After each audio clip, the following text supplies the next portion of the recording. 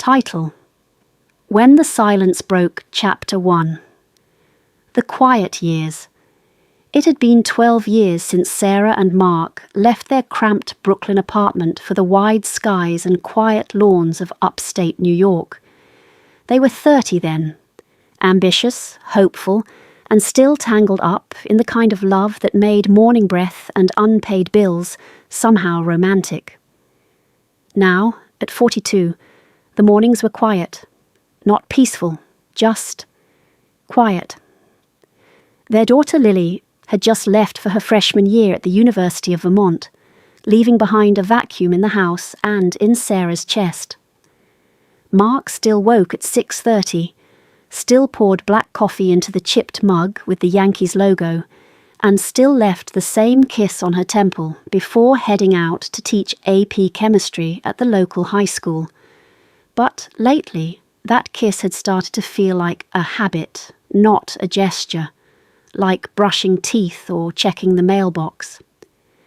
Sarah worked from home, freelancing as a copy editor.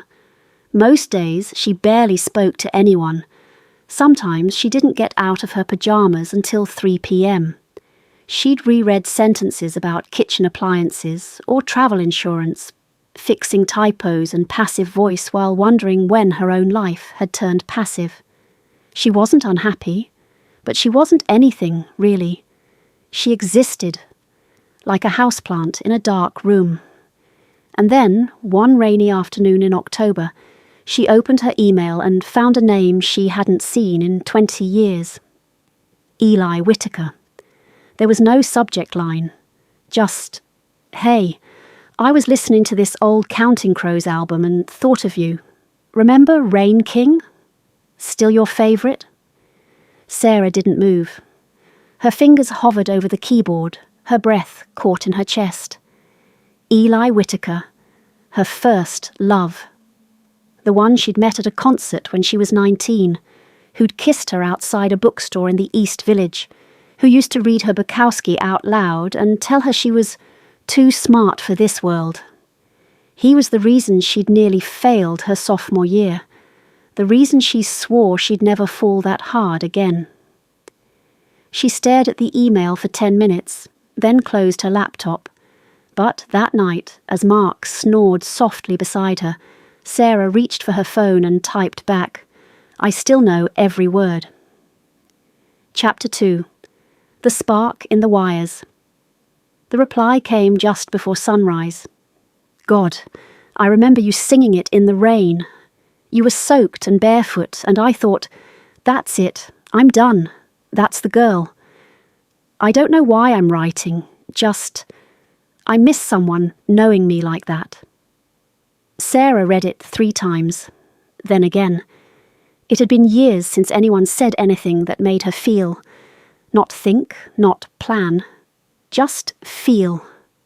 She typed slowly, "I've thought about you. More than I should probably admit." Then admit it. The conversation threaded from that point like a frayed shoelace, unravelling fast and without structure. By the end of the week, they'd sent 47 emails, each one deeper, messier, more intimate. They didn't talk about sex, not at first. They talked about who they used to be and who they never got to become. Sarah learned that Eli had been divorced for 3 years, no kids. He lived in Portland now, ran a bookstore, wrote poetry. Nobody reads, he joked. He'd grown a beard and had a tattoo on his forearm of a compass without letters. "Means I'm still lost," he wrote. Mark had no idea. Sarah still kissed him goodnight, still asked about his students, still made chili on Tuesdays. But her mind was somewhere else. It was like living 2 lives, the one in flannel pajamas and the one lit by a screen at midnight. The real turning point came on a Sunday afternoon, late October. The leaves were fire orange and the air smelled like damp wood and old dreams. Mark was raking. Sarah was inside, editing a brochure about dental implants. Her phone buzzed. It was Eli. A photo. a shot of a record player, a bottle of whiskey, and a folded piece of paper with her name written on it. No caption. Her heart thudded. She didn't answer right away. She just stared at it, then looked out the window where her husband was shaking leaves off a tarp. He waved up at her. She waved back, barely. That night, she dreamed about Eli, his hands, his voice, that crooked grin he used to have after he said something he thought was profound. When she woke up, she checked her phone before even turning toward Mark. A new message. Come see me. Chapter 3. The line in the sand. Sarah's pulse hammered as she stared at the words on her screen. Come see me. The simplicity of it stunned her, like a stone dropped in a still pond, rippling through every thought she had tried to keep contained. She'd been avoiding the idea of seeing him. A reunion, a simple meeting, wouldn't have been simple. Not for Sarah, not for her marriage. But here it was. The message she didn't know she wanted, but had been expecting for weeks. Mark's voice came from the kitchen, breaking her trance. Hey, honey, are you coming to help with dinner? Yeah, be right there, Sarah said, her throat dry. Her finger hovered over the message, her mind spinning in circles. She didn't reply immediately. It wasn't because she didn't want to. She wasn't sure if she could.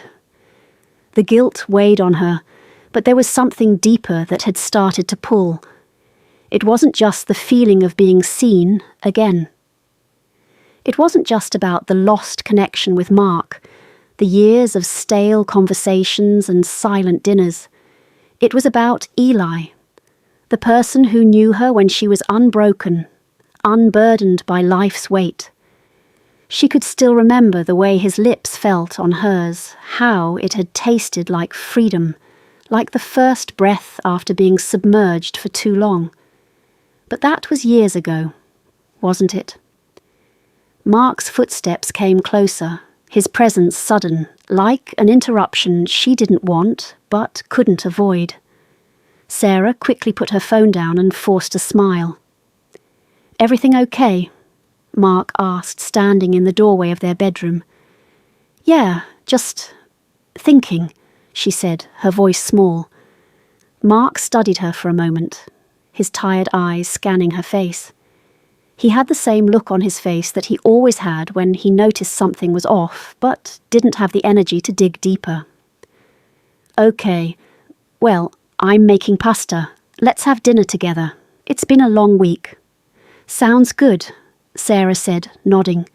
But inside, her world was spinning. That night, after dinner, Sarah found herself lying next to Mark, his steady breathing filling the space between them. She felt his warmth, the familiar rise and fall of his chest, but it didn't make her feel close to him anymore. It just made her feel more alone. Her phone buzzed again. Eli. I'll be at the old coffee shop tomorrow afternoon, 2:00. I'd really love to see you. Sarah's heart twisted in her chest. She glanced at Mark, who was already half asleep, his back turned to her. The darkness felt suffocating, pressing on all the things she didn't want to face. She could go. She could drive the hour to Portland and meet Eli. No one would know. Mark wouldn't even question it. But then there was this. The part of her that knew what it would cost. The part of her that knew nothing would ever be the same after. Her thumb hovered over the keyboard as she debated. She knew her response would determine everything.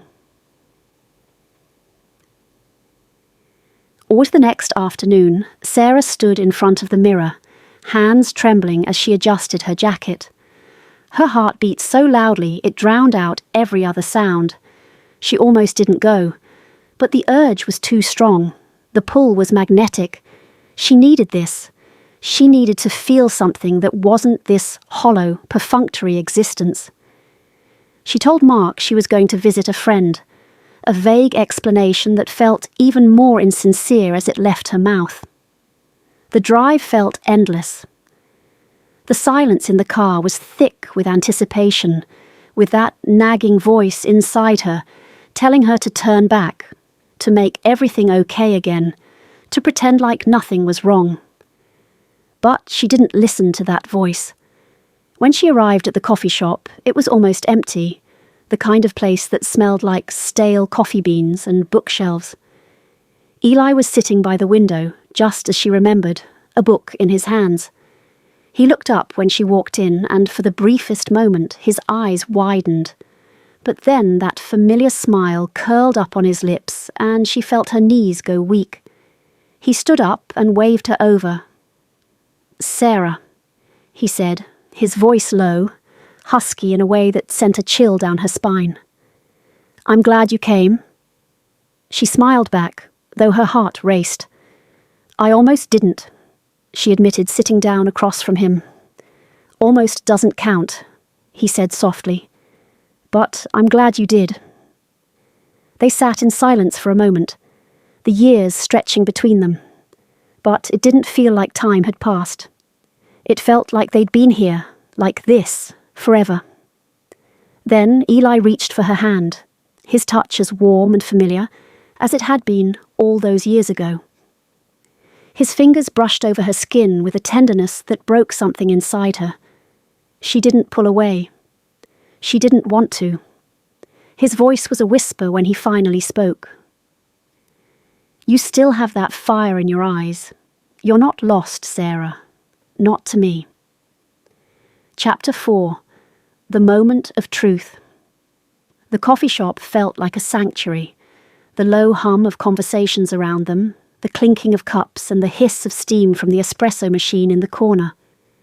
All of it felt distant, like it was happening in another world. A world that didn't matter. What mattered was Eli, sitting across from her, holding her hand like he had every right to, like nothing had changed. And for a moment Sarah wanted to believe nothing had changed, that this was the same as it had always been, that she could just slip back into the past like it was a warm sweater, easy and comforting. But she couldn't. Too much had happened. Too much time had passed. "I never thought I'd see you again," Sarah whispered, staring at their intertwined fingers. She could feel the pull, the way he made her feel seen, understood, in a way that sent a chill down her spine. "I'm glad you came." She smiled back, though her heart raced. "I almost didn't," she admitted, sitting down across from him. "Almost doesn't count," he said softly. "But I'm glad you did." They sat in silence for a moment, the years stretching between them. But it didn't feel like time had passed. It felt like they'd been here, like this, forever. Then Eli reached for her hand, his touch as warm and familiar as it had been all those years ago. His fingers brushed over her skin with a tenderness that broke something inside her. She didn't pull away. She didn't want to. His voice was a whisper when he finally spoke. "You still have that fire in your eyes. You're not lost, Sarah. Not to me." Chapter 4. The Moment of Truth. The coffee shop felt like a sanctuary. The low hum of conversations around them, the clinking of cups and the hiss of steam from the espresso machine in the corner. All of it felt distant, like it was happening in another world. A world that didn't matter. What mattered was Eli, sitting across from her, holding her hand like he had every right to, like nothing had changed. And for a moment Sarah wanted to believe nothing had changed, that this was the same as it had always been, that she could just slip back into the past like it was a warm sweater, easy and comforting. But she couldn't. Too much had happened. Too much time had passed. "I never thought I'd see you again," Sarah whispered, staring at their intertwined fingers. She could feel the pull, the way he made her feel seen, understood, in a way that no one else could. "I know," Eli said, his voice quiet but firm. "I didn't think you'd come either. I didn't want to push you, but I missed you. God, I missed you." His words wrapped around her, warm and dangerous. She couldn't breathe, couldn't think. All she could focus on was the way his hand felt in hers, the way his eyes didn't leave her face, like she was the only thing that mattered, like they were the only two people in the world. But that wasn't true. "Eli, She broke off, shaking her head. "I don't know what this is. I don't know what I'm doing. I'm married. I can't just..." Eli's hand tightened around hers. "Sarah, listen to me. I don't want you to leave him. I'm not asking for that. I'm asking for you. Just you. For once. Do you remember how it felt when we were together? When it was just us? No obligations, no expectations?" She closed her eyes and the memories flooded back. The long, lazy mornings, the nights that seemed to stretch on forever, full of laughter, of whispered promises. The way he kissed her, like he couldn't get enough of her, like he wanted to breathe her in. That was before the world had gotten complicated, before they'd both walked away, each for their own reasons. "I don't know if I can go back to that," Sarah said, her voice shaking. "Everything is different now. I'm not that person anymore. I'm married." "I know," Eli said, his voice soft, but there was a firmness in his eyes. "But that doesn't mean we can't have this, whatever this is between us. You don't have to make a choice right now, but don't pretend it's not there. Don't pretend you don't feel it." Her heart pounded in her chest as she stared at him. She wanted to say something, to push him away, to tell him he was wrong. But the truth was, she wasn't sure he was wrong. "I don't know what to do," she whispered, her voice barely audible. Eli leaned in closer, his face inches from hers. "You don't have to do anything, Sarah. Not yet. Just let yourself feel what you're feeling. Let yourself remember." And for the first time in years, Sarah did just that. She let herself feel the rush of emotions, the pull of desire, the weight of the past. She didn't think about Mark, didn't think about her life, her obligations. She just thought about Eli, about them. And in that moment, for a heartbeat, it felt like it could all be okay. Later that afternoon, when she stepped back into her car, Sarah felt like she was walking on a tightrope, balancing between two worlds. On one side, there was Eli, the man who had once been everything to her, the man who had understood her better than anyone. On the other side, there was Mark, steady, reliable, a good man who had been her rock for years. The tension in Sarah's chest was unbearable as she drove back home, every turn of the wheel pulling her further from the choice she hadn't yet made. The further she drove, the more the weight of her decision pressed down on her. When she walked through the door of their house, Mark was sitting on the couch, his eyes already glued to the TV. He looked up when she walked in. "Hey, how was your afternoon?" he asked, not looking away from the screen.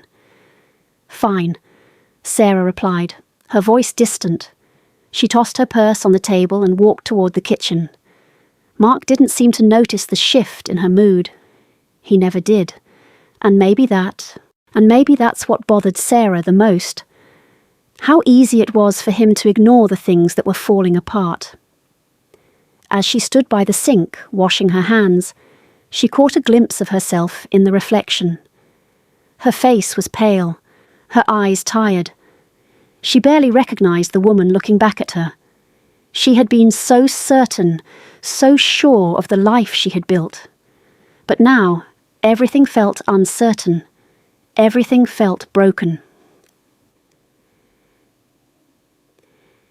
The following days passed in a blur. She tried to focus on her life, on her marriage, but Eli's words haunted her. The memory of his touch, of the way he made her feel. It wouldn't leave her. It clung to her like a shadow, following her everywhere she went. And Mark. He had no idea that she was standing on the edge of a precipice, about to make a choice that would change everything. No idea that every time Sarah looked at him, she felt like she was drowning. Sarah couldn't stop thinking about Eli. Could she walk away from him again? Could she leave the past where it belonged? Or would she follow this thread back into a life she had once thought was lost? Everything in her screamed for something more, but she knew that something more came with a cost. The question was she willing to pay it? Chapter 5. The Crossroads. The weight of her decision sat heavy on her chest as Sarah sat in her car, parked outside their home. Mark was inside, probably watching TV, blissfully unaware of the storm brewing in her mind. The world outside was calm, quiet, but her heart raced with the kind of urgency that made it impossible to breathe. Eli's words had echoed in her mind all week. Don't pretend it's not there. Don't pretend you don't feel it. She couldn't ignore the pull between them anymore. The magnetic force that had always existed between her and Eli, drawing them back together, no matter how much time had passed. It wasn't just about lust or passion. It was something deeper, something Sarah couldn't name, but she could feel it in the pit of her stomach every time she thought about him. And yet, Mark, he was here. He was everything she had built a life with. He was steady, dependable, and kind. He was a good man, but lately, Sarah couldn't help but feel like they were both playing a part. She was the dutiful wife, and he was the dutiful husband, but the spark that once connected them seemed dimmer each day. She had tried to ignore it. She had tried to tell herself that her marriage was enough, that she could be happy without the excitement, the thrill of something new, but it wasn't. Sarah's phone buzzed in the passenger seat, breaking her thoughts. She glanced at it, and her heart skipped a beat. It was a text from Eli. "I can't stop thinking about you." The words sent a chill down her spine, her heart hammering in her chest. She stared at the screen for a long time, the cursor blinking in front of her like a warning, like a countdown. Every part of her wanted to respond, to tell him that she felt the same, to give in to the temptation. But what about Mark? What about everything she had built? Her phone buzzed again. This time it was a message from Mark. "Hey, I made dinner. Come inside when you're ready." For a moment Sarah felt paralyzed. She couldn't make sense of what she was feeling. The guilt, the longing, the confusion. She wanted both of them in different ways, but she couldn't have both.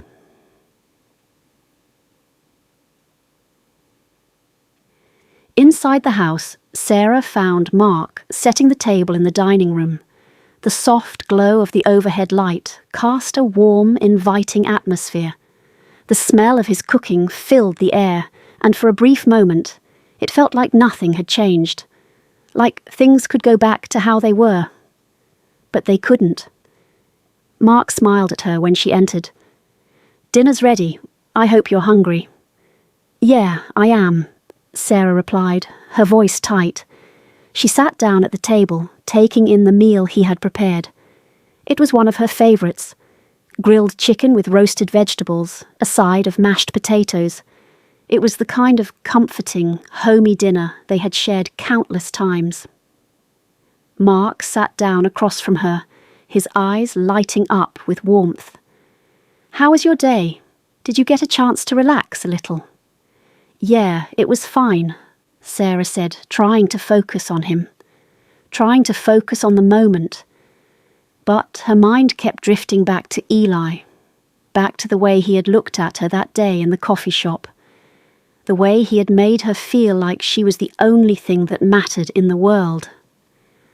"I was thinking," Mark said, breaking her thoughts. "Maybe we could take a weekend trip soon, get away for a couple of days, just the two of us." The suggestion hit Sarah like a punch to the gut. She wanted to be excited, She wanted to feel that spark, that excitement she used to feel about their time together. But now all she could think about was Eli. "I don't know," she said softly, pushing her food around her plate. "I think I'm just tired." Mark's smile faltered, but he quickly covered it. "I get it. Maybe we can plan it for another time, whenever you're ready." Sarah forced a smile, but it didn't reach her eyes. She was no longer sure of what she was ready for.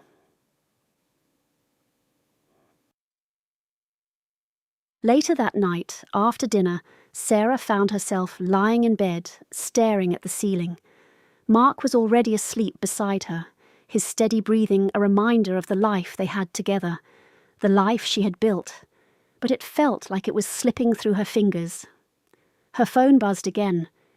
Eli's name lit up the screen, and Sarah felt her heart race. She took a deep breath and picked it up. "I can't stop thinking about you. Can we meet tomorrow? I need to see you." The message sent a shiver down her spine. She knew what this meant. She knew where it would lead. But what if it was the only way to figure out what she truly wanted? What if it was the only way to make a decision, to understand if the pull between her and Eli was something worth pursuing, or if it was just a fleeting moment of weakness? Her fingers hovered over the screen as she debated. Then, with a deep breath, she typed out a response. "Okay, tomorrow. I'll meet you." The next morning, Sarah woke up early, her mind already a whirlwind of thoughts. She tried to push the decision to the back of her mind, but it refused to be ignored. She couldn't stop thinking about Eli, about what meeting him again would mean. When Mark kissed her goodbye, she felt a pang of guilt, but she couldn't stop herself. She smiled, kissed him back, and watched him leave, knowing that when he came home, things would be different. Because today, Sarah would finally face the truth. Today, she would make a choice.